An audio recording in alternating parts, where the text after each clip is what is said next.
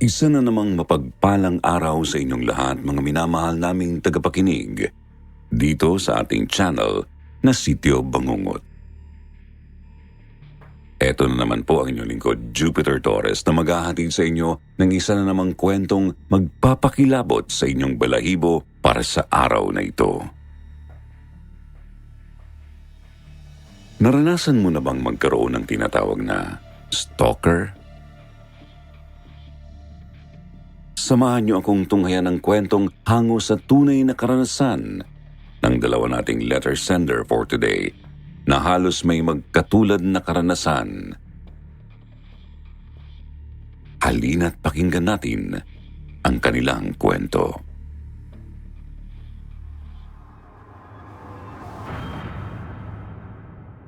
Alay.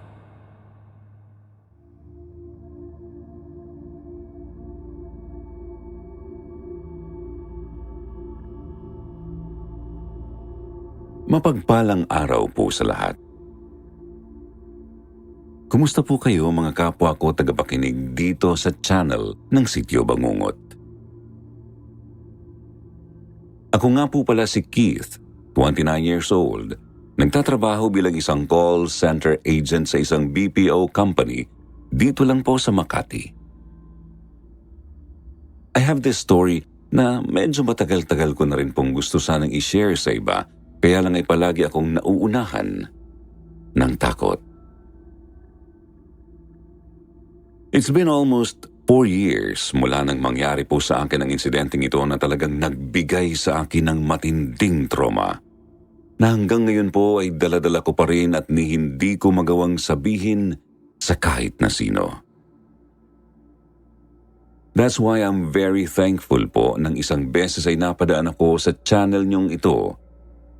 Dahil sa wakas, nakahanap na rin ako ng pwede kong paglabasan ng kinikimkim kong takot. Tandang-tanda ko pa noon. December ng taong 2019, nang matanggap ko ang aking most awaited 13th month pay mula sa pinagtatrabahuan kong company na matagal-tagal ko rin pong inabangan noon. That time kasi, Sir Jupiter, aaminin kong medyo may pagkagastador ako. Kaya nga sa tuwing makakahawak ako ng malaking pera, ay mabilis ko lang yung nauubos sa kabibili ng kung ano-ano at sa kakakain sa kung saan-saang restaurant. So here's what happened. Pagkatapos ko pong mag-withdraw noon ng pera mula sa ATM ko, ay agad po akong nagpunta noon sa isang kilalang mall dito sa Manila. Mag-isa lang ako noon, pero sobrang excited kong mamili dahil kabi-kabila ang sale na makikita mo kahit saan tumingin. Dala na rin nga po ng Christmas season. Una akong pumasok sa isang department store dahil agad pong nakuha ng mga nakasale na appliances ang pansin ko. Kulang na nga lang po ay maihi ako sa tuwa dahil alam ko na agad noon kung ano ang sasabihin ko para sa bago kong nilipatang apartment. Kaya lang, Sir Jupiter, sa kalagitnaan po ng pamimili ko, napansin kong may isang lalaking parang kanina pa nakasunod sa akin. Nakasuot po siya ng itim na jacket at shades. Hindi ko gaanong makita ang mukha niya dahil naiilang naman akong lingunin siya kahit na napapansin kong medyo malapit ang pwesto niya sa akin. Mag-isa lang din po siya noon. Medyo na-weirduhan lang ako sa kanya dahil kanina pa rin siya pili ng mga paninda pero wala naman siyang balak na bumili. Niwala nga siyang dalang shopping cart noon although nung una ay pinagkibit-balikat ko na lang ang tungkol sa kanya. Sabi ko nga sa sarili ko, marami namang tao baka paranoid lang ako. Kaya nagpatuloy lang ako hanggang sa mabayaran ko na lahat ng ipinamili ko. Pagkatapos ay dumiretso naman ako sa isang fast food chain para kumain. Kaya lang habang naghihintay akong dumating yung order ko ay nakita ko naman yung lalaki doon, Sir Jupiter. Umupo kasi siya doon sa bandang likuran ko at hindi sinasadyang napalingon ako sa pwesto niya. Nahuli ko siyang nakatitig sa akin pero mabilis po siyang nag-iwas ng tingin. Medyo kinabahan ako noon, Sir Jupiter, kaya medyo tinagalan ko yung pagkain ko. Nakahinga lang ako ng maluwag nang makita kong maya-maya tumayo na siya at nauna nang lumabas ng kainan nang wala man lang lingon-likod sa akin. Natatawa pa nga pong sabi ko noon sa sarili, masyado kako akong asyumera. Piling ko kako napakaganda ko naman. Yun po ang naisip ko noon habang lumalabas ako ng fast food chain para magpunta naman dun sa katabing health and beauty care retail store. Dumiretso ako agad sa mga cosmetics section ng store. Sir Jupiter, tapos na ako namili ng makeup. Kampante na ako sa mga time na to dahil akala ko nga po, tinigilan na ako nung mamang sumusunod sa akin. But then again, paglingon ko naman dun sa glass door ng tindahan, nakita ko na naman siyang nakatayo dun, Sir Jupiter. Hindi siya nakatingin sa akin. Actually, nakatitig siya sa hawak niyang phone. Pero talagang kinabahan na ako noon. Hindi na tuloy ako bumili at dali-dali na lang akong lumabas ng store na yon. Naisip ko na mas maiging umuwi na lang ako agad habang distracted pa siya at mukhang wala pa sa akin ang intensyon niya. Nagpanik na rin po kasi ako noon kaya siguro hindi na rin ako nakapag-isip ng tama. Basta binilisan ko na lang ang lakad ko palabas ng mall hanggang papuntang terminal ng jeep.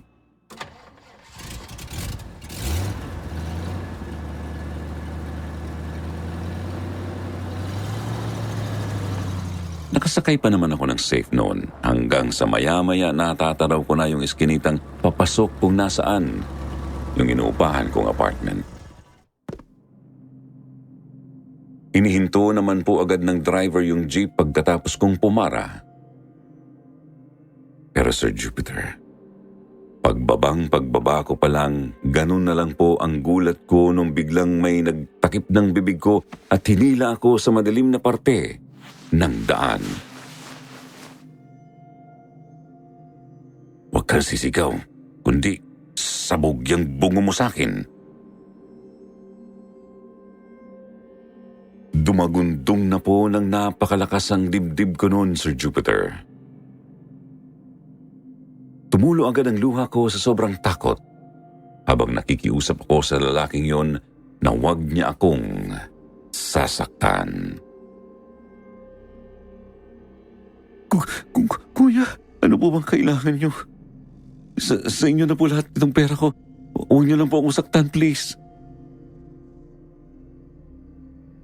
Pero lalong nagalit yung lalaki sa sinabi ko, Sir Jupiter.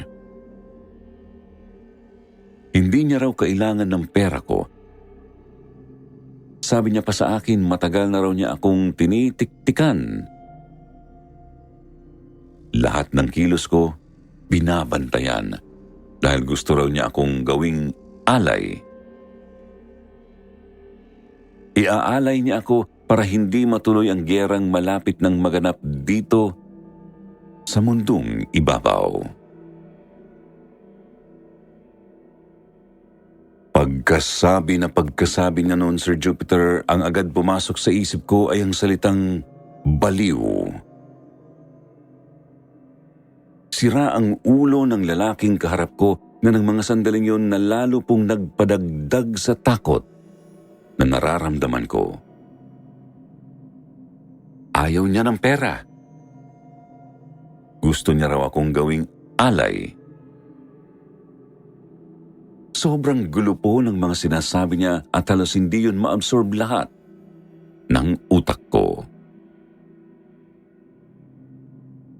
Basta ang alam ko lang, Sir Jupiter, sinunod ko na lang ang lahat ng gusto niya ng mga sandaling yun. Bigla niya po akong inutusang ilabas ang lahat ng itinatago kong barya. Tapos ang sabi niya ay gayahin ko ang gagawin nila. Nanginginig po ang buong katawan ko noon habang ibinibigay sa kanya ang coin purse ko na mabilis naman po niyang kinuha. Kumuha siya ng ilang pirasong barya doon, Sir Jupiter. Tapos bigla po niya yung isinubo. Opo, Sir Jupiter. Isinubo niya yon at biglang nilulun. Gawin mo! Ganun ang gawin mo, bilis! Itinaas niya po ulit ang hawak niyang baril at itinutok yon sa ulo ko, kaya umiiyak ko na lang na sinunod ang utos niya. Hindi ko alam kung ilang coins na ba yung hawak ko noon, pero gaya ng sabi niya, Sir Jupiter, ay nilulun ko na lang yun isa-isa. Napaluhod pa ako sa daan dahil nabilaukan ako nang bumara sa lalamunan ko yung isa sa mga coins. Pagkatapos po nun, the next thing I knew, tumatakbo na siya papalayo sa akin. Mabuti na lang po talaga at may dalawang teenager na napadaan sa pwesto kung saan ako iniwan ng lalaki. Sila po ang nakakita at tumulong sa akin. Tinawag nila yung pulis na malapit lang po pala sa area that time. Nang malaman nilang may lalaking ang nanutok sa akin ng baril, pagdating ng pulis, doon lang din po namin napansin na iniwan pala nung stalker. Yung baril na ginamit niya laban sa akin kanina, nandun yun sa tabi ko. Pero ang mas gumulat po talaga sa akin ay nung malaman naming hindi pala yun tunay na baril, pagkos ay laruan lang. Though nag-file pa rin naman po ako noon ng incident report just in case.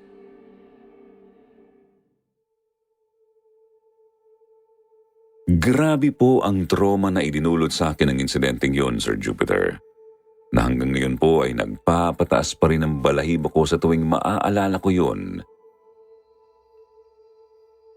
Because of that, kinailangan ko pa pong lumipat sa ibang lugar at mag-resign sa trabaho. Para lang masigurong safe ako. Fortunately, that was the first and hopefully the last time na mararanasan ko yun at sana wag na rin po yung maranasan pa ng iba. Kaya paalala ko sa mga kapwa ko listeners dyan, sana po ay maging alerto kayo all the time dahil iba na ang panahon ngayon. Yun lang at hanggang dito na lang po. May the good Lord bless us all.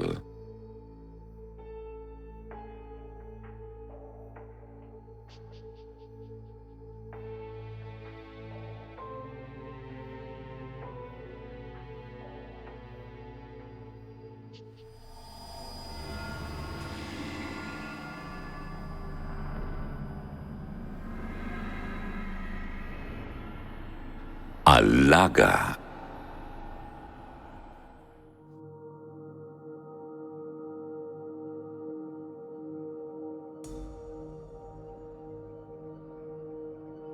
Dear Sir Jupiter, itago niyo na lamang po ako sa pangalang Joey.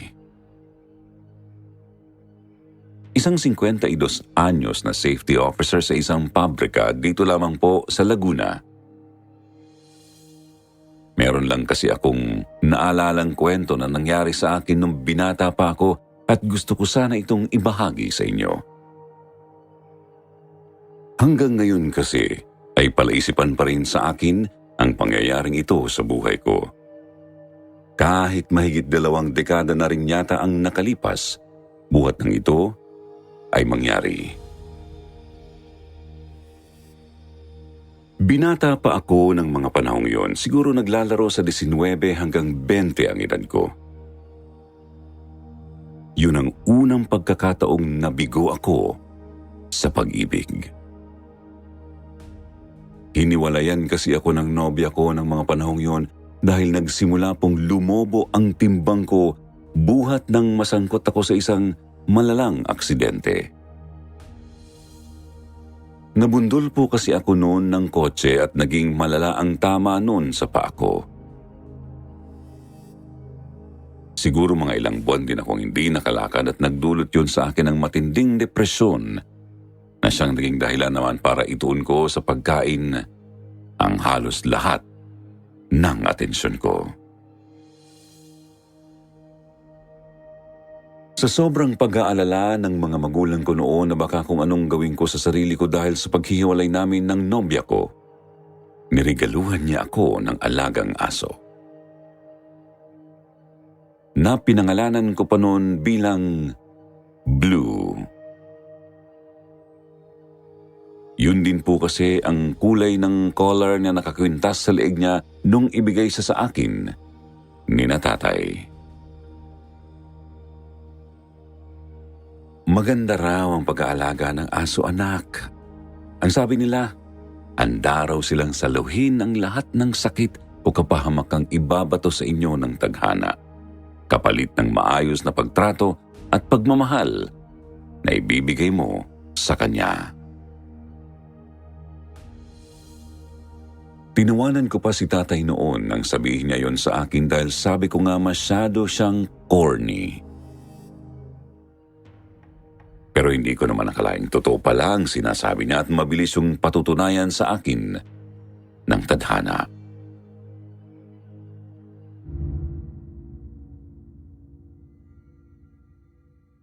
Isang buwan matapos mapasa akin si Blue, nagkayayaan po kami ng mga barkada ko na mag-hiking sa Mount Banahaw. Umuo naman ako kaagad noon para na rin malibang ako at makalimutan ko ang mga bagay na nakakadagdag sa lungkot ko ng mga panahong yun. Nahilig rin kasi ako sa paglalakad-lakad noon dahil nga nagsisimula na rin akong magpapayat ulit. Siyempre, isinama ko si Blue sa trip namin dahil hindi ko naman siya pwedeng iwanan. Naging sanggang dikit na kasi kami kaagad ng alaga kong yon sa maiksing panahon lang ng pagsasama namin. Nandoon pa lang kami noon sa ibaba ng bundok. Kakaiba na ang nararamdaman ko noon. Pero siyempre dahil nga dumaranas ako ng matinding depresyon ng mga panahong yon ay hindi ko yun pinansin. Sa pag-aakalang dala lang yun ng dinaramdam ko. Pero bukod dun, napansin kong kahit si Blue ay hindi na rin mapakali ng mga sandaling yun. Sobrang likot niya tapos kahol siya ng kahol sa isang spot. Gayong hindi naman karaniwang ganun ang alaga ko. Sinundan ko ng tingin yung direksyong kinakahaluan ni Blue at medyo nagulat pa ako nung may nakita akong isang figura ng nakaputing babae sa di kalayuan na parang nagkukubli sa likod ng mga puno. Pare, sino yung babaeng yun? Itinuro ko sa mga barkada ko yung nakita kong babae pero 3 na silang sumipat ay hindi naman nila ito nakita. Baka raw guni-guni ko lang. Huwag ko na raw kasing gaanong isipin yung ex ko. Marami pa naman daw ibang babae dyan. Biro pa sa akin ng isa sa mga kabarkada ko noon na medyo hindi ko nagustuhan. Pero hindi na lang ako nagsalita.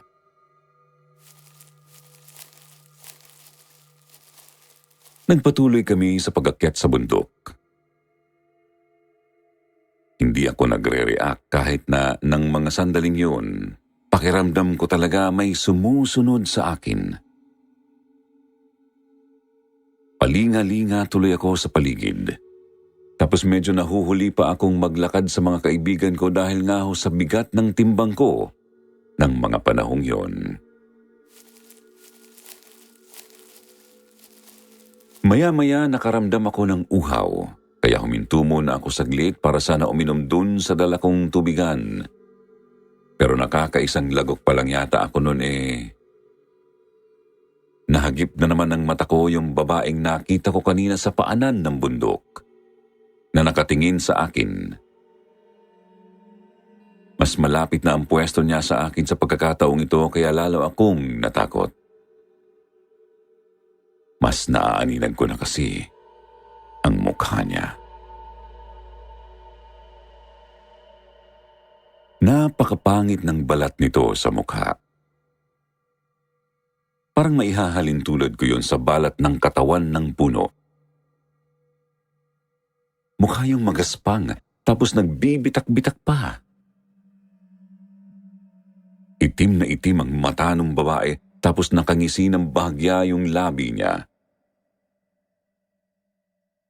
Parang buhok din ng matanda yung buhok niyang napakahaba dahil putim-puti na ang lahat ng hibla. Naibog ako yung ininom kong tubig, tapos sisigaw sana ako noon para tawagin ang mga kabarkada ko. Nang bigla namang yumanig ang lupa. Napasigaw ako. Narinig ko ring nag-ingay yung mga kabarkada ko at tinawag ang pangalan ko pero hindi ko naman magawang sumunod nun sa kanila dahil natutumba ako kapag sinusubukan kong maglakad. Sir Jupiter, hindi talaga natinag yung babae. Napapansin kong papalapit ng papalapit ang pwesto niya sa akin pero hindi ko naman siya nakikitang naglalakad. Lumalawak din ng lumalawak ang pagkakangisi niya hanggang sa maya-maya. Nakita kong nakabuka na talaga ng malaki ang bunganga niya. Para siyang tumatawa ng walang tunog.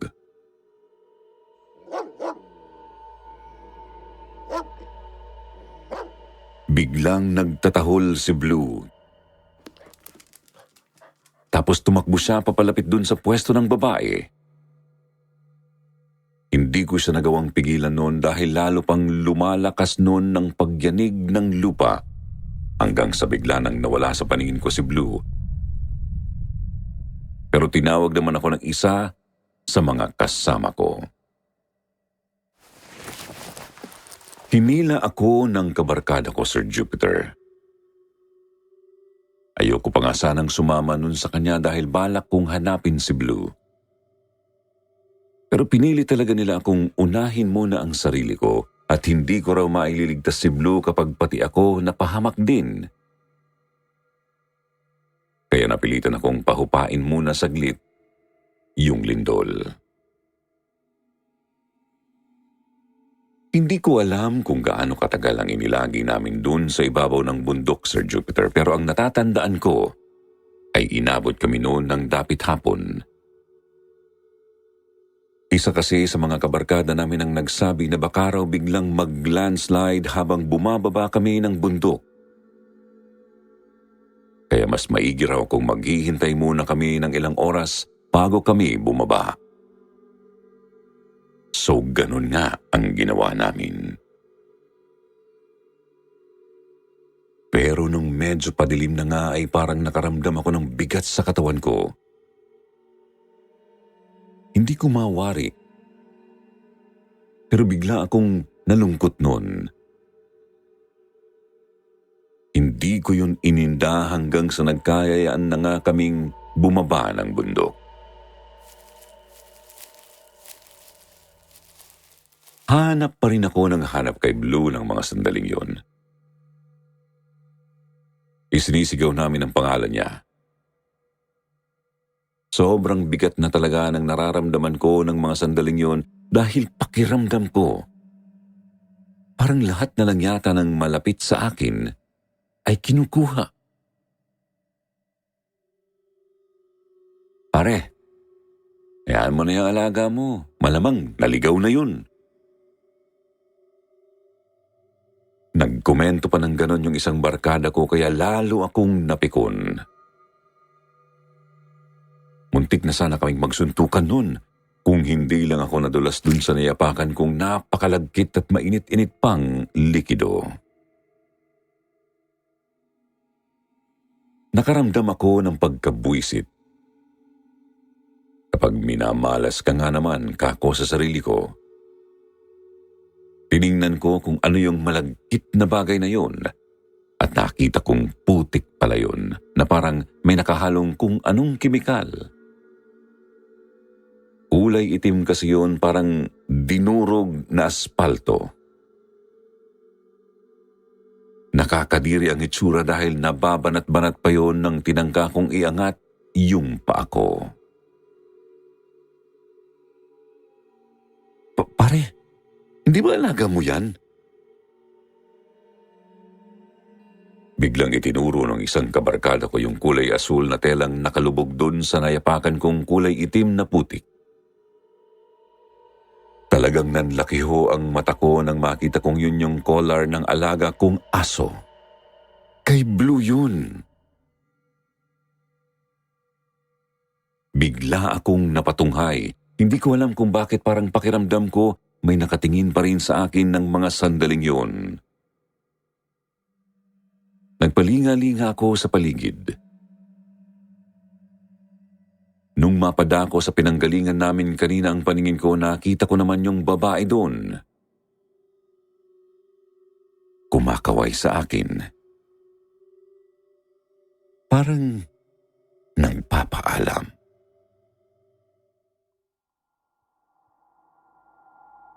Pagbaba namin ng bundok, Sir Jupiter, nagpatingin ako sa albularyo. Inalam ko kung sino ba yung babaeng nakita ko doon sa bundok na parang kamukha sa alaga kong aso. Doon ko nalaman, Sir Jupiter, na malaki raw talaga ang posibilidad na isang engkantada raw yung nakita ko. Mukha raw na kursunadahan ako nito dahil masyadong negatibo ang daladala kong emosyon nang dumayo ako sa lugar nila. Kaya ginusto nitong kunin ako at isama. Sabi kasi ng albularyo na kausap ko, yun daw talaga ang karaniwang nakakatawag ng pansin ng mga ganong nilalang. Yung negatibong emosyon natin na masyado nating dinadamdam. Sabi pa niya mabuti na lang daw at isinama ko ang alaga ko dahil ito raw ang nagsakribisyo para hindi ako mapahamak. Ito raw ang nagligtas sa akin sa tiyak na kapahamakan, Sir Jupiter. Kaya hanggang ngayon ay sobrang laki ng pasasalamat ko sa kanya.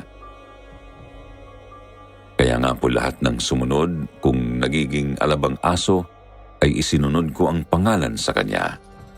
Lahat sila, tinawag ko sa pangalang Blue. Sana ay nagustuhan po ninyo itong ibinahagi kong kwento kahit maiksi lang. Maraming salamat po sa inyong pakikinig at hanggang dito na lang muna.